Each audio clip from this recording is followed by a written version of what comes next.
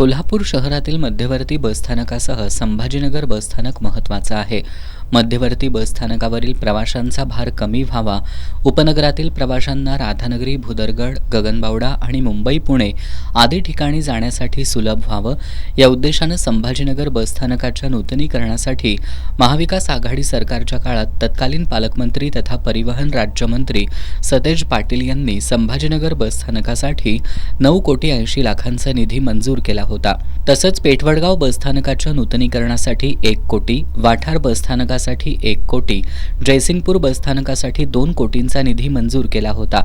या सर्व बसस्थानकांची कामं पूर्ण झाली असून 17 एप्रिल रोजी या बसस्थानकांचं उद्घाटन करण्यात येणार आहे.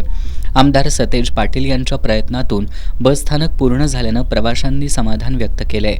वडगाव स्टँड आणि वाठार स्टँड यांचं उद्या उद्घाटन होते. बंटी साहेब परिवहन मंत्री जेव्हा होते त्या काळात फंड लावला गेला आणि त्या काळातल्या फंडाला आता यश येतेलं दिसत आहे आणि लवकरच नागरिकांना जो जुन्या स्टँडचा त्रास होत होता तो त्रास मुक्त होणार आहे आता आणि लवकरच नागरिकांना चांगले 2 स्टँड वापरण्यासाठी मिळत आहेत. 4ही बसस्थानकांमध्ये सर्व सुविधा देण्यात आल्यात. राज्याचे परिवहन मंत्री प्रताप सरनाईक यांच्या हस्ते पेठवडगाव बसस्थानकाचं उद्घाटन दुपारी 12:40 वाठार बसस्थानकाचं उद्घाटन दुपारी 1:20 जयसिंगपूर बसस्थानकाचं उद्घाटन दुपारी 2:20 आणि संभाजीनगर बसस्थानकाचं उद्घाटन दुपारी 4 वाजता करण्यात येणार आहे.